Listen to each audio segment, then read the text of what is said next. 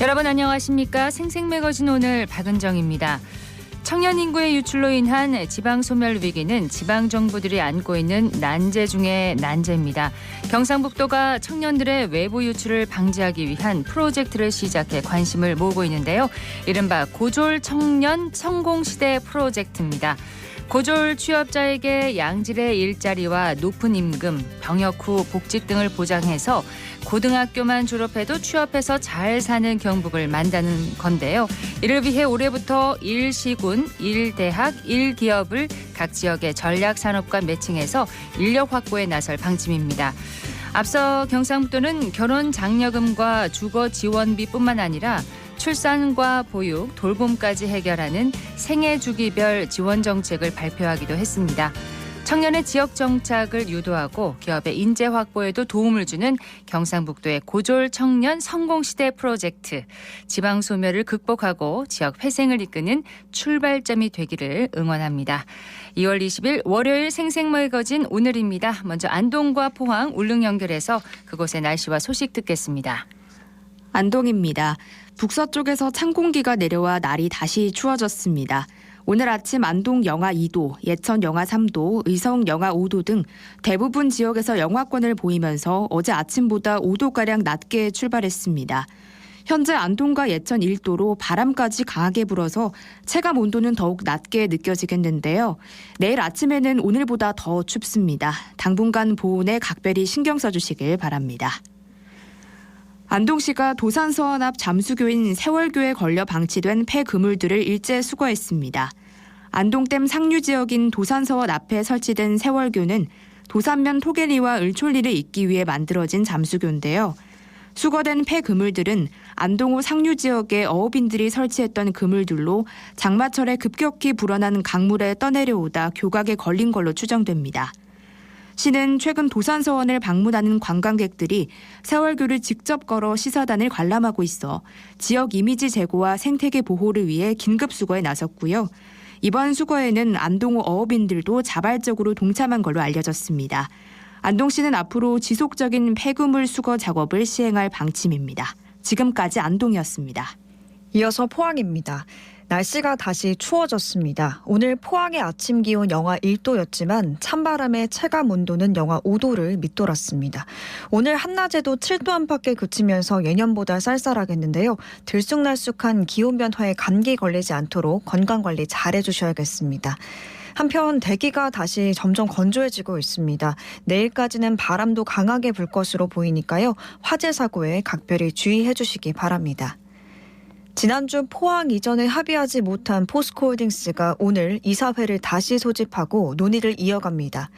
앞서 포스코는 지난 16일 2023년도 정기 주주총회에 상정된 안건을 심의했지만 지주사 주소지 이전에 대한 합의점을 도출하지 못했는데요. 오늘 이 안건을 다시 심의하는데 이 자리에서 안건이 확정되면 오는 3월에 실시하는 주주총회에서 주주들의 동의를 거쳐 포항으로의 주소지 이전을 확정하게 됩니다. 포스코는 지난해 3월 포스코홀딩스를 설립하면서 포항시와 1년 안에 포스코홀딩스 본사 이전을 끝내겠다고 약속한 바 있는데요. 이에 대해 포항 시민단체 등은 지난 14일 상경집회에서 포스코홀딩스가 본사 주소지뿐 아니라 인력까지 포항에 이전해야 한다고 주장했고 포스코 측은 과도한 경영 개입이라고 반발하면서 양측의 의견 대립이 팽팽한 상황입니다. 오늘 이사회 소집 결과를 관심 갖고 지켜봐야겠습니다. 지금까지 포항이었습니다. 이어서 울릉입니다. 울릉도와 독도는 강풍주의보가 발효된 가운데 흐린 하늘 아래 눈이 내리고 있습니다. 현재 기온은 어제보다 7도 낮은 2도, 습도는 62%입니다. 풍랑주의보가 내려진 동해중부 먼바다에는 서풍이 불면서 2에서 4m의 높은 물결이 일고 있습니다. 오늘 여객선은 정상 운항합니다. 울릉군이 행정안전부와 국민권익위원회가 발표한 2022년 민원서비스 종합평가에서 최하위인 마등급을 받았습니다. 민원서비스 종합평가는 행정기관의 민원서비스 수준을 높이기 위해 정부 업무평가의 일환으로 매년 실시되는 제도인데요. 이번 평가는 2021년 9월부터 2022년 8월까지 1년간 추진한 민원 서비스 실적을 대상으로 고충 민원 처리와 국민신문고 민원 처리, 민원 만족도 등 5개 분야를 지표로 가등급부터 마등급까지 결정했습니다. 중앙행정기관과 광역시도, 기초시군구, 시도교육청 등 306개 기관 중 울릉군을 포함한 31개 기관이 마등급을 받았는데요. 앞서 울릉군은 권익위가 실시한 종합청렴도 평가에서도 최하위 등급을 받은 바 있는 만큼 공직사회의 변화의 바람이 시급한 실정입니다. 지금까지 울릉이었습니다.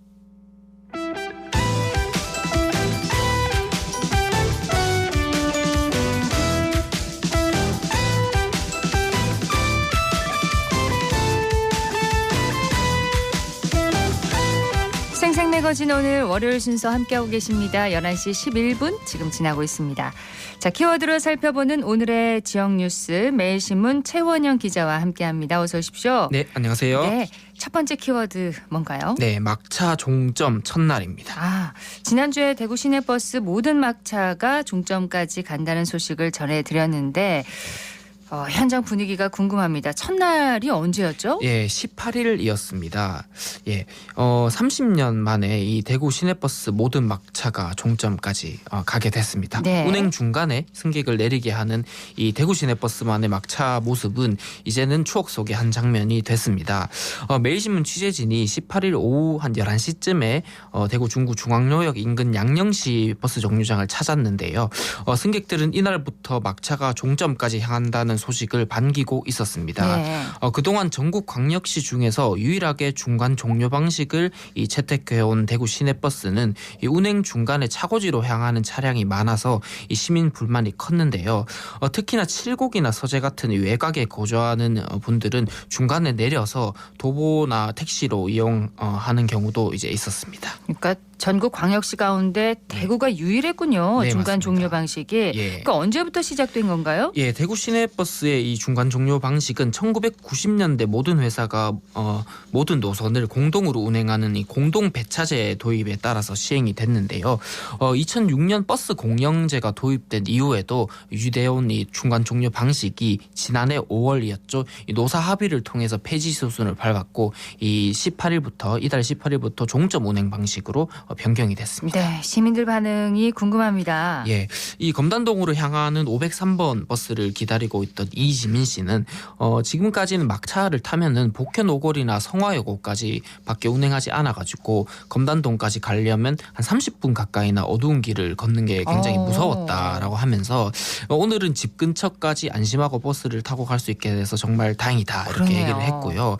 또 아르바이트를 마치고 칠곡으로 향하는 706번 버스를 타는 배지훈 씨 역시 지금껏 막차를 타고 집 근처까지 못 가고 복현 오거리나 항남고 인근에서 내린 경우가 많았다면서 네. 최근에는 또 택시 요금까지 올라서 집까지 택시비가 한 2만 원에 달해서 부담이 좀 많이 컸는데 버스가 종점까지 간다고 해서 정말 좋다 이렇게 웃었습니다. 이제는 뭐 막차 탔다고 해서 중간에 내릴 염려가 네. 없습니다. 맞습니다. 또 곧 대학이 개강할 시즌이잖아요. 네. 대학생들 특히 반기겠어요. 맞습니다. 이 막차 종점 운행은 늦은 시간 시내버스 주로 이용하는 대학생이 이 개강을 맞는 3월부터 더욱 효과를 거둘 걸로 보이는데요.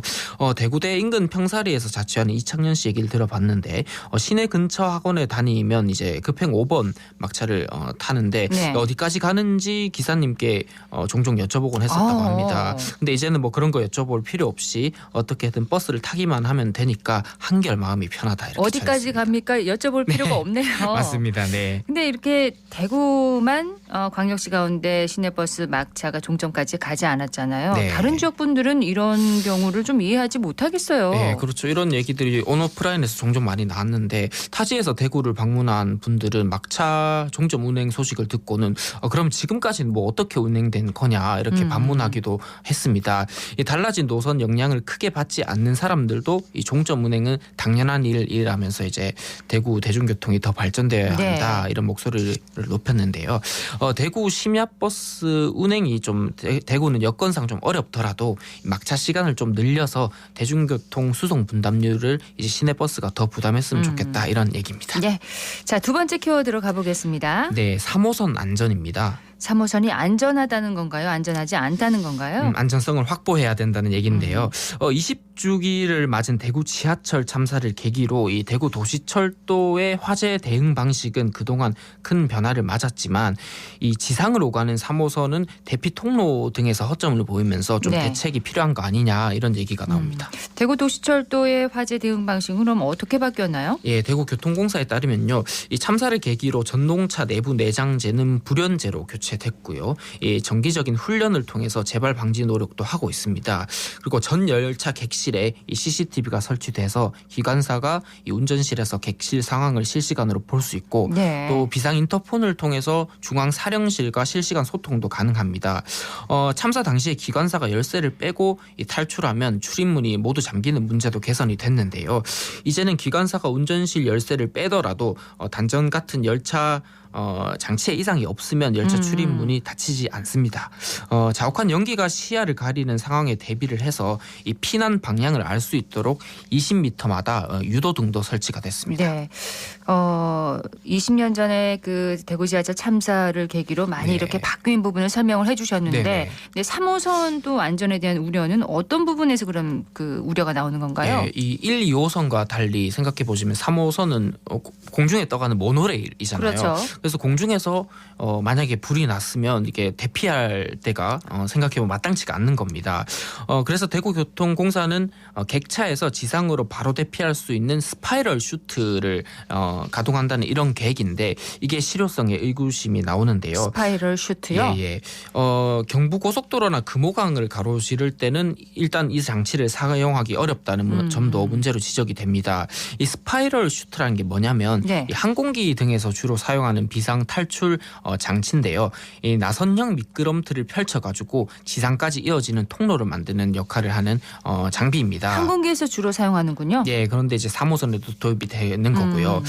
이 효과에 대해서 이제 신기수 대구교통공사 노조위원장은 이 3호선 사고 발생에 대비한 모의 훈련을 여러 차례 했는데 네. 이 스파이럴 슈트를 이용하는 방식은 좀 현실성이 떨어진다라고 지적을 하면서 대피로가 없는 구조적인 문제 탓에 위급 상황이 발생하게 되면 이 반대편 선로로 승객이 넘어가는 게 가장 현실적인 상황이라고 했는데 이것도 상황에 따라서는 좀 불가능한 경우가 있을 것 같습니다. 예. 공중에서 정차해서 지상으로 대피하는 방법이 쉽지 않다. 3호선의 문제였고 또 다른 건 또 어떤 게 있나요? 예, 당초에 완전 무인으로 운행될 예정이던 3호선이 각종 안전 문제 때문에 현재까지는 운행 관리원 1명이 열차에 상주하고 있는데요. 그렇죠. 평소 열차 모니터링을 담당하는 운행 관리원이 비상 상황이 발생하면 초동 조치를 맡는 게 역할입니다. 네. 그런데 최근 대구교통공사가 이 운행원 100여 명을 외주로 전환하겠다는 계획을 발표하면서 사고 시 좀 대처 능력이 떨어질 수 있는 거 아니냐 이런 우려도 지금 나오고 있습니다. 네, 3호선에 대한 구체적인 안전조치 매뉴얼이 만들어져야겠습니다. 자, 세 번째 키워드로 가볼까요? 네, 수성못 교통 대란입니다. 수성못에 뭐 교통이 많이 막히나요? 원래는 많이 막히는데 또 새로운 건축물이 많이 들어온다고 해요. 이 벚꽃 개화 시기가 다가오면서 수성못 일대 차량 정체가 또 심해지고 있는데 올 상반기에 신축 건물 6곳이 준공을 예고하면서 다시 교통 대란이 빚어질 거라는 이런 걱정이 나오고 있습니다. 6곳이나요? 예, 안 그래도 좁은 도로 탓에 차량 정체를 해소하기 어려운데 이런 건물이 6개나 더 들어선다니까 이제 걱정의 목소리가 나오고 있습니다. 자, 어디에 어떤 건물이 새로 생기는 겁니까? 예, 수성구청에 따르면요. 수성못 주변에 올 상반기 준공 앞둔 건설 현장 6곳이고 두산 오거리와 호텔 수성 오가는 길목에 4곳이 자리 잡게 되고요. 수성못 남측 오리배 선착장 인근에 또 2곳이 신규로 문을 엽니다. 네. 신축 건물 대부분은 수성못에서 최고 높이인 지상 4층 규모의 근린생활시설로 허가를 받았는데 이 다중이용시설인 일반 음식점하고 카페, 사무소 용도로 이제 쓰일 수 있게 됩니다. 공사 중인 곳들이 과거 공터 또는 단층 높이의 건물이었는데 이번 증개축을 통해서 최소한 20개 이상의 상점이 더 만들어질 수가 있는 겁니다. 지금도 많긴 많은데요. 네, 맞습니다. 네. 특히 오리배 선착장 인근 이 신축 건물이 이제 예식장으로 용도 변경을 준비 중인 걸로 파악이 되면서 좀 우려를 더 키우고 있는데요. 신규 예식장이 합법적으로 문을 열려면 건물 준공 이후에 수성구청으로부터 제2종 근린생활시설에서 문화 및 집회시설로 변경 허가를 받아야 하지만 네. 이게 뭐 법적인 걸림돌은 없는 상황입니다. 수성구청 건축가 얘기를 들어보니까 이 규모가 작아서 준공 이후에 이후에 용도를 변경하더라도 법적으로 막을 방법은 없다면서 이 준공 이후에 차량 정체 상황에 따라서 자연스럽게 대책이 마련될 거다 이렇게 전했습니다. 그곳에 이미 예식장이 있는 걸로 알고 있는데 네네. 또 생기면은 또 그렇죠. 하객들이 많이 오니까 분명히 교통 대란이 일어날 예, 겁니다. 맞습니다. 인근 주민들은 스트레스가 아주 심하겠어요. 예, 이 수성못 일대는 뭐 주말뿐만 아니고 평일 저녁에도 상습적으로 차량 정체가 일어나는 곳인데요. 예식장이 들어설 예정인 수성못 남편 도로는 이게 왕복 2차선에 불과합니다. 이외에도 인근 건물 대부분이 지상 4층에 이르는 다중 이용 시설인 탓에 교통량이 점점 많아지고 있는데 그렇습니다. 수성구청이 보고만 있을 게 아니고 미리 교통 대책을 좀 준비해야 한다 이런 지적이 나옵니다. 예, 수성못 교통 대란이었고요. 네 번째 키워드는 뭔가요? 예, 동성로파 향촌동파입니다. 그냥 들어도 알겠어요. 폭력 조직 이름이죠? 네네 맞습니다. 이 유령 회사를 매개로 일명 대포통장을 대량으로 제작해 대여하는 방식으로 이 거액을 챙긴 일당이 경찰에 검거됐는데요. 이를 주도한 인물이 대구의 폭력 조직인 동성로파와 향촌동파 출신인 걸로 알려졌습니다. 어떻게 된 일입니까? 예, 이 서울경찰청에 따르면 지난해 10월 전자금융거래법 위반 그리고 업무 방해, 범죄단체 조직 혐의로 경찰청이 38명을 검거해서 검찰로 넘겼는데 네. 이들 중 조폭 출신 총책 A씨를 비롯한 주범급 피의자 6명은 구속이 됐고요. 경찰에 따르면 A씨 등은 이제 2019년 6월부터 2022년 7월까지 유령 법인을 528개 설립한 이후에 법인명의 대포통장 1048개를 만들어서 이제 불법 도박 사이트나 보이스피싱 조직에 빌려준 혐의를 받고 있습니다. 네. 이들의 불법 수익은 한 212억 원이나 되는 걸로 보이고요. 대포통장을 통해서 거래된 전체 불법 자금 규모는 계좌 입금액 기준 12조 8천억 원에 달하는데 이게 수사당국이 그간 파악한 대포통장 범죄 중에 역대 최대 규모라고 합니다. 그렇군요. 이런 역대급 범죄를 대구 출신 폭력배가 주도를 했다는 거군요. 네, 맞습니다. 총책 A씨와 총괄 지휘책 B씨가 대구 지역 조폭 출신으로 동성로파 향촌동파에서 과거에 활동한 전력이 있는 걸로 조사가 됐는데 네. 아시다시피 동성로는 현재 대구를 대표하는 번화가고 그렇죠. 동성로 전에는 향촌동이 대구에서 첫 손에 꼽히는 번화가였습니다. 이들은 통장 개설과 계좌 관리 역할을 나눠 맡아서 조직적으로 범행을 저질렀고 네. 이 단체 대화방을 통해서 실시간으로 활동 내용을 보고 그리고 지시를 했습니다. 또 아울러 주거가 일정하지 않은 노숙인 3명도 법인 대표자로 등재해서 이들에게 숙식 제공하면서 관리하는 수법도 썼는데 네. A씨를 비롯한 주범급 피의자 6명이 이제 구속됐고 현재 1심이 진행되고 있습니다. 참 명예롭지 않은 일이네요. 예, 네. 소식 여기까지 듣겠습니다. 키워드 뉴스 매일신문 최원영 기자였습니다. 고맙습니다. 네, 감사합니다.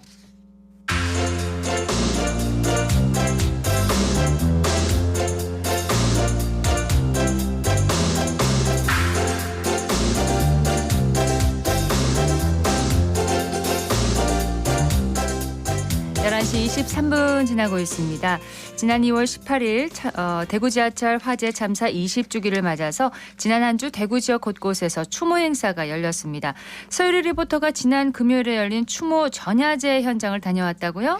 네, 저는 대구 지하철 화재 참사 20주기 추모 전야제 현장에 다녀왔습니다.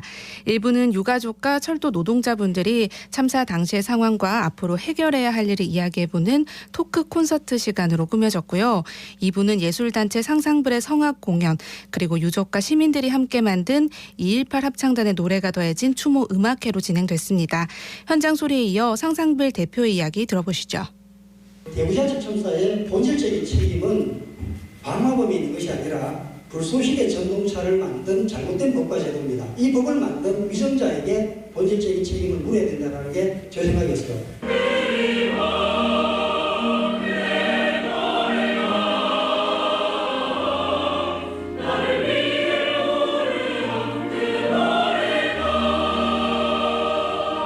저는 이제 대구에서 활동하고 있는 청년예술가 이상규라고 합니다.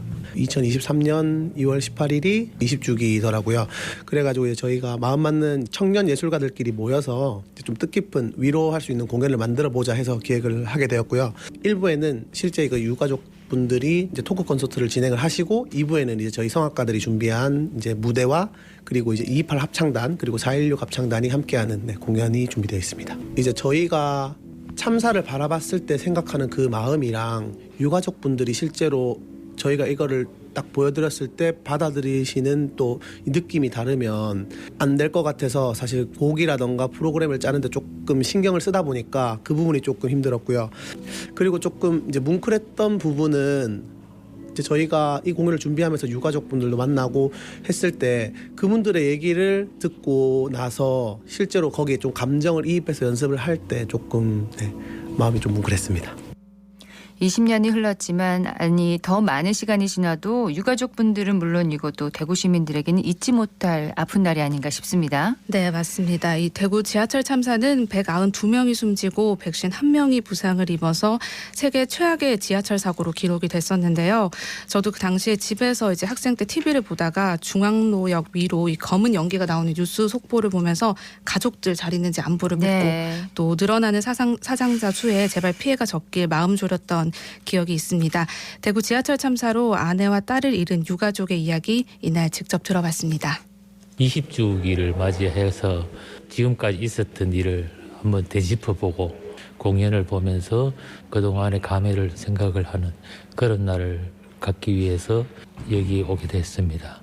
처음에 지하철에 불이 났다는 것을 포털 사이트에 통해서 이제 알게 됐는데 불이 왜 크게 났지 이제 이런 생각들이 있었는데 내 딸과 아내가 대구 영남대병원에 가서 벌써 돌아올 때가 되었는데 아직 돌아오지 않아서 좀 안 좋은 생각들을 하면서도 안 그렇기를 많이 바랬었죠. 사고 초기에 내 가족이 시신을 수습하는데 집중을 했는데 윤석기 위원장이 이 사고를 기억을 하고 앞으로 더 이렇게 발전할 수 있는 교육기관을 만들어야 된다. 그래서 추모공원을 만들어서 교육관을 만들고 그런 추모 묘역도 같이 만드는 게 좋다는 것들을 이렇게 이야기를 했을 때 또다시 이런 일이 일어나지 않도록 하기 위해서 그런 추모공원은 반드시 있어야 되겠다로 생각을 하고 그래서 지금 현재 시설은 다 되어 있지만은 그러니까는 테마파크로 교육기관이 만들어졌고 탑이 만들어졌지만은 그거는 이름을 제대로 못 찾고 있어요. 그 옆에 무효역이 만들어져 있지만은 하나의 잔디밭으로 이렇게 보이는 그런 현상이 되는 거죠. 거기에 이름을 되찾아줘야 되는 거죠. 그래야지 모든 추모 사업이 완성이 되고 또 다른 대형 참사를 막을 수 있는 그런 공간이 되지 않나 그렇게 생각을 하고 우리는 지금까지 계속 추진을 하고 있습니다. 아직 남아있는 추모 사업의 숙제를 또 얘기도 해주셨는데 해가 갈수록 안타까운 점도 있다고요? 네, 참사 발생 후 20년이 지나다 보니까 이 유가족 분들도 나이가 들어서 한 분, 두 분 돌아가시는 분들이 생기는데요. 네, 유가족들은 더 늦기 전에 하루라도 빨리 추모 사업을 완성해서 이 희생자들의 죽음을 헛되지 않게 하고 또 더 안전한 사회를 만드는 데 보탬이 되도록 해야 한다고 입을 모아서 말했습니다. 이날 추모제에는 비슷한 아픔을 가진 4.16 합창단도 함께해서 그 의미를 더했는데요. 합창단원과 시민의 이야기입니다. 저는 단원고 2학년 4반의 정차홍 엄마 김연실입니다. 그리고 4.16 합창단에서 활동하고 있습니다. 오게 된 계기는 일단 2.18 합창대도 초청이 있었고요. 오고 싶었는데 마침 초청이 있어서 얼른 왔습니다. 일단 작년에 처음 합창단 만드셨다고 했을 때 제일 반가웠고요. 오기 전부터 되게 설렜고요. 역시 만나니까 더 좋네요. 그리고 한 무대에서 같이 노래해서 더 좋았고요. 어떤 공연이든 간에 어떤 장소든 항상 같은 마음인 것 같아요. 저희가 노래를 하는 거는 사실 노래가 좋아서 노래를 하기 위해서 하는 게 아니라서 저희는 이 노래도 저희 하나의 소리고 외침이라고 생각을 하거든요. 그래서 하는 거거든요. 마음은 항상 어디를 가나 어떤 무대든 다 똑같은 것 같아요. 네. 그런 마음으로 하고 있어요. 저는 중구에 사는 이륜화입니다. 추모하는 취지로 가사들도 다 연관되게 해서 감동이 더 배로 됐던 것 같아요. 많이 아프시고 힘드셨을 텐데 공연을 통해서 좀 위로 받으셨으면 좋겠고 힘내셨으면 좋겠습니다. 네, 지하철 참사 이후에도 우리 사회의 안전 관련 참사 끊이지 않고 있는데요. 이번 20주기를 계기로 모두가 안전과 생명의 소중함 다시 한번 깨닫길 바랍니다. 네, 현장 리포트 서유리 리포터였습니다. 고맙습니다. 네, 고맙습니다.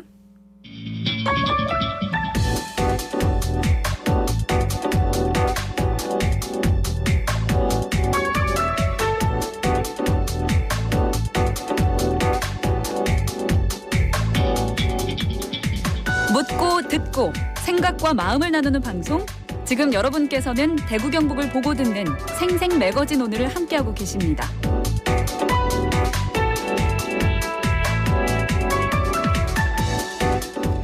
생생 매거진 오늘 함께하고 계신 지금 시각 11시 30분 지났습니다. 자, 대구시가 지방세 체납액 징수율 전국 1위를 차지했다고 합니다. 새로운 징수기법을 발굴하고 고액 체납자를 중점 관리하는 등 지속적인 노력을 기울인 결과라고 하는데요. 대구시 조은주 체납정리팀장과 함께 얘기를 나눠보도록 하겠습니다. 팀장님 어서 오세요. 네, 안녕하세요. 반갑습니다. 네, 반갑습니다. 경제가 어려워지면서 세금 체납도 늘지 않을까 싶거든요. 어떻습니까? 네, 맞습니다. 사실 코로나 이후에 경제가 많이 어려워졌고 지난해 특히 금리 인상이 되고 부동산 거래 위축이 심해져서요. 대구시 지방세 체납액도 21년 말에 726억에서 지난해 말에 756억으로 30억이 증가를 했습니다. 네. 전국의 지방세 체납액이 3조 7,380억 원인데요. 사실 이건 또 3,400억이 증가해서 10% 정도 늘어난 것으로 잠정 집계가 됐습니다. 전국적으로도요. 네. 대구시에서 지난해 부동산 압류나 번호판 영치 이런 종류의 체납 처분을 받은 체납자도 12만 6천 명에 달해서 21년보다 3천 명 늘어났습니다. 그중에는 상습적이고 또 고의적으로 세금 납부를 회피하는 분들이 계시죠? 네, 사실 경제적으로 어려운 가운데서 성실하게 세금을 납부해 주시는 시민분들이 대다수인데요. 또 반면에 재산을 은닉하거나 아니면 고의적으로 납부를 회피하는 체납자도 있는 게 사실입니다. 네. 자, 그런 세금 더 받아내기 힘들잖아요. 징수활동 어떻게 하고 계십니까? 네, 우선 단순한 이런 소액 체납자분들은 체납 고지서만 발송해도 납부를 해주십니다. 그리고 채권 확보가 가능한 경우에는 압류 예고서나 행정 제재 예고서를 보내서 자발적으로 납부를 유도합니다. 네. 그리고 또 한편으로 지방세 체납 중에 가장 많은 비중을 차지하는 부분이 자동차세 체납인데요. 이런 부분은 저희가 자동차 번호판 영치를 실시해서 체납을 또 징수하고 있습니다. 문제는 체납 횟수가 많고 고액인 고질 체납자인데요. 네. 사실 이런 분들은 저희가 있는 재산들을 모두 좀 찾아냅니다. 부동산이나 자동차 그리고 예금 기타 자산들 압류하고 공매 처분까지도 합니다. 그렇군요. 네, 관어사업 제한을 실시하거나 또 500만 원 이상 체납자는 신용정보기관에 신용정보를 제공하기도 하고요. 1,000만 원 이상 체납자는 고액 상습 체납자 명단 공개를 하고요. 또 3천만 원이 넘는 체납자는 출국 금지를 또 하고 이런 식으로 체납액에 상응해서 행정 제재를 가하고 있습니다. 그렇군요. 특히 재산을 은닉하고 또 호화 생활을 하는 비양심적인 체납자는 가택 수색까지 실시해서 또 동산을 압류하고 또 형사 고발까지도 취하고 있습니다. 방송에서 한 번씩 보거든요. 이렇게 집에 가시고 이렇게 하시던데 저항이 만만치가 않을 것 같거든요. 팀장님도 현장에 직접 가서 이제 징수 활동도 하고 계신가요? 네, 물론입니다. 저는 25년 동안 지방세 관련 업무를 하고 있는데요. 구에서 근무한 경력까지 포함을 하면 5년 정도 체납 징수 업무에 몸을 담고 있습니다. 네. 밤을 새워서 자동차 번호판 영치를 하기도 했고 또 숨은 체납자를 어렵게 추적해서 또 방문해서 체납 처분을 하기도 했습니다. 네, 지금도 현장에서 체납 징수 업무를 담당하는 공무원들은 사실 험한 말을 듣기도 하고 또 각종 민원에 시달리기도 합니다. 저 같은 경우도 사실 체납 처분 때문에 지병이 악화돼서 부친이 돌아가셨다고 저한테 고발을 하겠다는 분도 계셨습니다. 네. 체납을 하지 않으시면 되잖아요. 그러면 사전에. 그죠? 어쨌든 이런 저항에도 불구하고 계속 일을 하고 계신데 그런데 이 체납자 명단 공개는 실효성이 없는 것이 아니냐 이런 얘기들도 많이 하거든요. 명단 공개는 어떤 의미로 하는 건가요? 근데 체납자 명단 공개는 사실 한 번씩 유명 뭐 연예인이나 정치인들이 이렇게 명단 공개가 되면 사회적 관심을 좀 받게 되는데요. 네.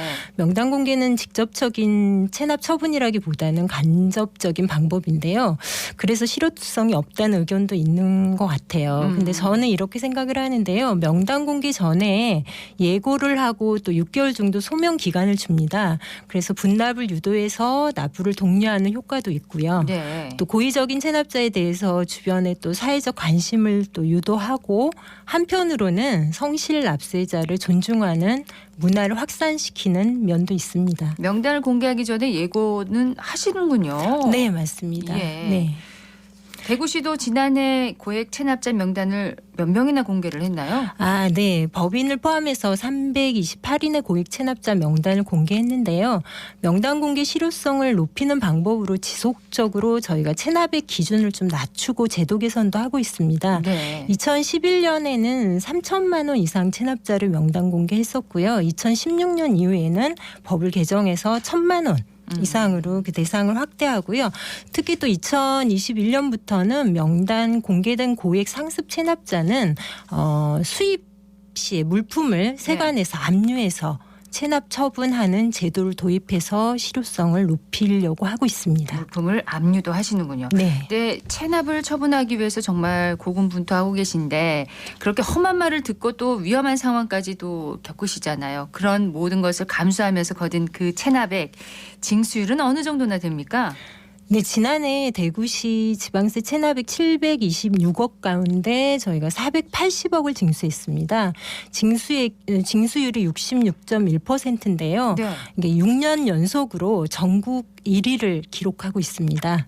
6년 연속이나 전국 1위를 기록을 하고 계신데 그렇다면 대구시만의 어떤 특별한 징수법이 있을 것 같아요. 네, 사실 대구시 체납 징수 실적이 처음부터 이렇게 1위였던 건 아니고요.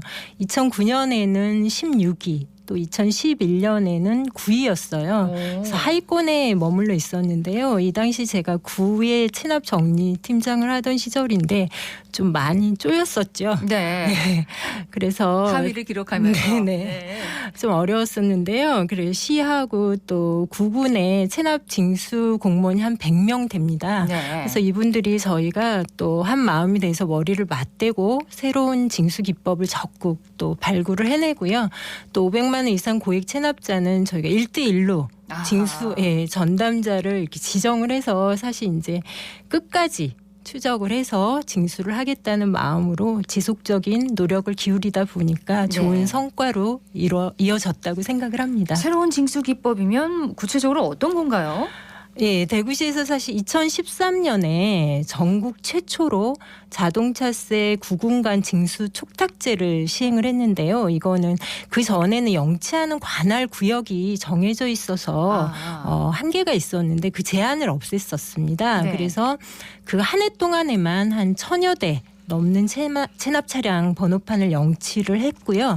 그래서 체납액 징수를 획기적으로 높이는 계기가 됐었어요. 네. 2020년에는 빅데이터를 활용해서 체납자 이동 동선을 파악해서요. 번호판 영치를 실시한 사례가 있는데 이게 저희가 대구 동구에서 대통령상을 수상하기도 했습니다. 이동 동선까지 이제는 네네. 밟으시는군요. 네. 또 한편 저희가 이제 주식뿐만 아니라 또 가상자산 또 금고 출자금, 뭐 공탁금 그리고 뭐 매출 채권 이런 그런 촘촘하게 저희가 그물망을 짜서 네. 체납자의 새로운 재산을 빠짐없이 찾아내서 압류하고 있어요. 사실 눈에 보이게 뭐 강하게 체납 처분을 하는 것도 또 중요한데요. 네. 저희가 체납자보다 약간 지능적으로 또 앞서가야 되는 면이 있어서 체납자를 찾아가는 것도 중요하고 한편으로는 체납자가 스스로 저희한테 찾아오게 하는 것도 사실 중요하다고 할 수 있습니다. 정말 지능적으로 빠져나갈 틈을 주시지 않는다 이런 생각이 드는데 전국 1위라고 하셨잖아요. 6년 연속. 그러면 네네. 지자체별로 등수를 매기나 봅니다. 예, 아무래도 체납 징수 분야는 또 얼마나 사람이 하다 보니까 정성과 노력을 또 기울이냐에 따라서 성과가 달라지기 때문에 이렇게 지자체별로 또 실적도 매기고 우수 사례는 다른 지자체에 또 확산을 할 수 있도록 우수 사례 발표 대회도 또 매년 열고 있습니다. 대구시는 사실 지난 10여 년간 좀 많은 노력을 했는데요. 그래서 우수 사례 발표 대회에서도 대상 대통령상인데 그 한 2회 그리고 최우수상, 국무총리상, 사회 수상해서 중앙에서 이제 상금조로 주는 게 있는데요. 그것도 특별 교부세 25억을 또 받아내서 지금 최선의 성과를 내고 있다고 할 수 있습니다. 부담도 되실 것 같아요. 계속 잘하셔야 될 것 같아서. 네, 맞습니다. 담당하시는 분들 책임감과 부담감이 적지 않을 것 같은데 고액 상습 체납자와는 또 반대로 진짜 돈이 없어서 형편이 너무 어려워서 세금을 못 내고 계신 분들도 분명히 계실 것 같거든요. 그런 분들을 위한 어떤 뭐 이렇게 유도책 아니면 지원 방안 이런 것도 있나요? 네, 사실 코로나 이후에 이런 부분들이 더 많아졌고요. 영세 자영업자분들 또 생계형 체납자 이런 분들은 사실 체납자 형편에 맞게 저희가 분납을 유도해서 체납 처분이나 압류, 뭐 행정 제재 이런 부분을 유예를 해서 경제 활동을 최대한 재기하실 수 있도록 지원을 하고 있고요. 지난해 6,300여 명의 체납자에게 이런 지원을 했습니다. 그래서 반면 사실 앞서 말씀드렸다시피 고의적 조세 회피 체납자는 강한 체납 처분을 실시합니다. 이렇게 형편이 어렵다는 것은 또 이렇게 이렇게 신청서나 이렇게 확인을 해야 되겠네요. 네네. 신청을 받고 있습니다. 그렇군요. 자, 어려운 사정은 좀 감안해주고 또 고의적으로 상습적으로 세금을 안 내는 사람들은 끝까지 징수를 해야 성실하게 세금 내는 사람들이 또 박탈감을 느끼지 않고 지자체 살림도 살아갈 수 있지 않을까 싶습니다.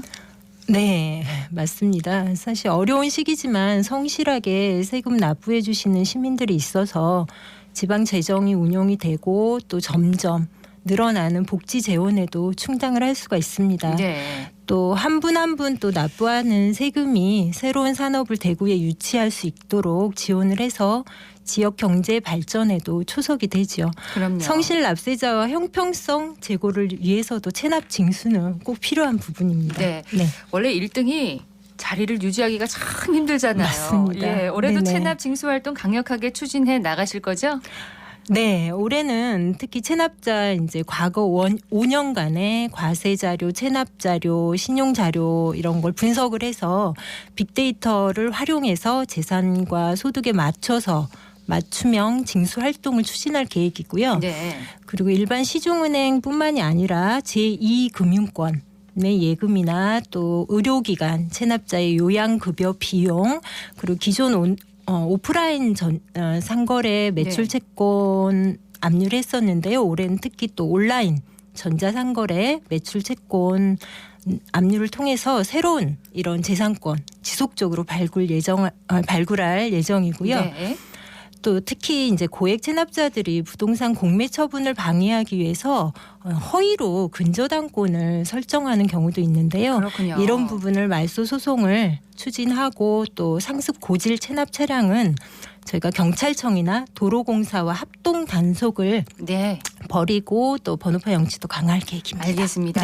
팀장님 말씀 들으니까 세금 체납하면 안 될 것 같습니다. 제때 잘 내도록 하겠습니다. 오늘 말씀 고맙습니다. 네, 감사합니다. 대구시 조은주 체납정리팀장이었습니다.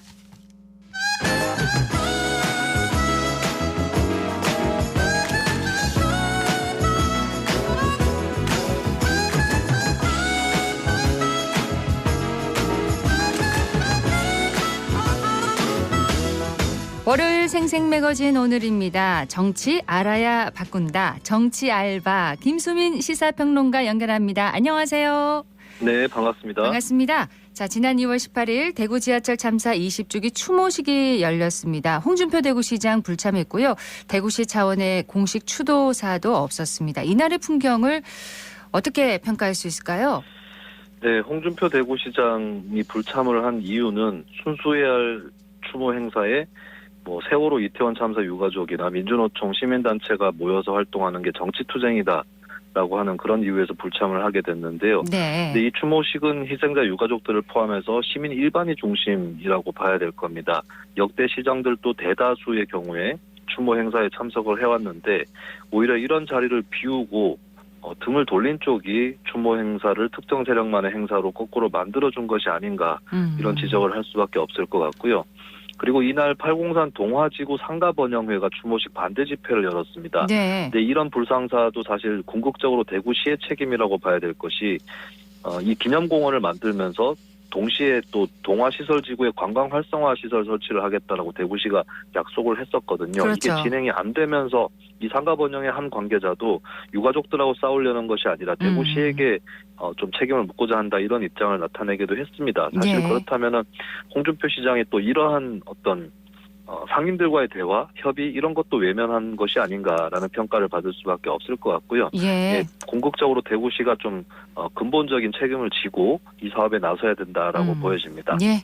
자, 다음은 이번 주 가장 큰 쟁점이 될 소식입니다. 검찰이 더불어민주당 이재명 대표에 대해서 구속영장을 청구했는데 이원석 검찰총장은 충분한 증거를 확보했다고 밝혔지만 민주당은 증거 없이 야당 대표를 탄압한다 이런 입장입니다. 어떻게 보시나요? 네, 일반 국민으로서 현재로서 증거를 알 수 없는 상황이라고 보시면 됩니다. 네. 왜냐하면 이재명 대표 소환 조사 때도 결정적 증거가 있더라도 제시는 안 되었을 가능성이 높은 게 최근에 들어서 검찰에서 쓴 피의자 신문조서 내용 이거는 당사자가 법정에서 부인을 하면 증거 효력이 없어집니다. 네. 그렇기 때문에 검찰이 결정적 증거가 있는 경우 조사실이 아니라 법정에서 꺼내는 이런 경향이 지금 자리를 잡은 것이고요.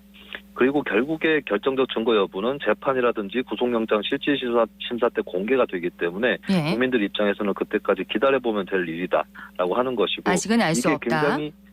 굉장히 상반된 경우의 수가 기다리고 있는 게 결정적 증거가 있으면 이재명 대표는 정치를 할 수 없게 될 것입니다. 그렇죠. 근데 거꾸로 결정적 증거가 없으면 검찰이 중대 타격을 받고 이재명 대표한테는 정치적으로도 호재일 것이기 때문에 이 부분은 이제 굉장히 상반된 경우지만 지켜보면 알 수 있는 일이다라고 하는 것이고요. 네. 그리고 구속영장이 청구된 이유는 도주 우려 때문에 그 자체로 청구된 것은 아니고 검찰이 두고 있는 혐의에 따르면 배임하고 제3자 뇌물 공여 등의 혐의를 이재명 대표가 받고 있는 거거든요. 예. 이 범죄 형량이 굉장히 중한 혐의이기 때문에 보통 형량이 중한 혐의면 피의자도 증거인멸이나 도주의 우려도 따라서 높아진다. 이렇게 보는 경향이 있습니다. 그러다 보니까 구속영장을 청구를 하게 된 것이고 결국에 구속영장 심사가 만약에 열리게 된다면 도주 우려 자체에 대한 어떤 심사보다는 네. 이 검찰이 두고 있는 혐의가 소명되느냐 아니냐 이것이 관건이 된다라고 보시면 되겠습니다. 구속영장 실질심사는 국회에서 체포동의안이 가결돼야 열릴 수 있는데 일주일 뒤인 2월 27일에 국회 본회의에서 처리되기 전에 이번 주 아주 숨가쁜 공방과 갈등이 예상되고 있습니다. 네, 일단 불체포 특권을 포기하는 차원에서라도 체포동의안을 일단은 가결시켜야 한다. 이런 요구가 정의당에서 어느 정도 흘러나오고 있고 예. 또 이게 체포동의안이 가결된다고 바로 체포가 되는 게 아니라 구속영장 실질심사를 받는 것으로 시작하는 거거든요. 권성동 의원 같은 경우는 과거에 체포동의안 처리하지 않고 본인이 그냥 구속영장 실질심사를 받은 적이 있었는데 네. 이재명 대표도 그렇게 해야 된다라고 하는 압박이 또 있습니다. 이게 민주당 내부에서도 그런 요구가 있는데 거꾸로 보면은 그런 요구를 하는 비주류 의원도 막상 표결을 하는 것이 참 부담스럽고 특히나 찬성 표결하기 부담스럽다라는 뜻을 동시에 갖고 있다고 본다면 네. 막상 표결에 들어갔을 때는 체포동의안에 대해서는 반대 표결을 할 가능성이 높다. 따라서 부결될 가능성이 현재로서 높다라고 봐야 될 것 같습니다. 그렇군요. 다만 체포동의안이 이번에 이재명 대표 같은 경우는 나중에 백현동 개발이라든지 쌍방울 그룹 사건 관련해서 추가로 올라올 가능성이 있고 네. 이때마다 체포동의안이 부결되는 것이 민주당 입장에서는 부담일 수 있다. 이런 것은 이제 민주당 또 직면해 있는 현실입니다. 그런가 하면 민주당의 김혜영 전 의원은 이재명 대표 없어도 민주당 말살 안 된다. 민주당은 집단 망상에 빠져 있다. 이런 주장을 했어요. 네, 김혜영 전 의원은 조국 사태라든지 민주당의 위성정당 창당 당시에도 반대를 해왔던 민주당에서 가장 비주류적인 정치인이다라고 봐야 될 것 같은데요.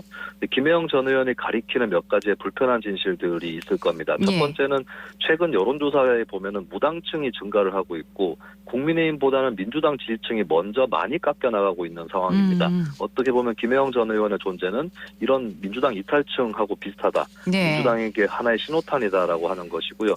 그리고 김혜영 전 의원이 밝힌 바로 양당제에서 정부 여당을 견제할 정치 세력은 존재할 수 수밖에 없다라고 민주당이 말살되지 않는다라고 밝혔는데요. 네. 여기에 보면은 당명이 바뀔 수도 있고 인적 구성의 변화가 있을 수도 있다.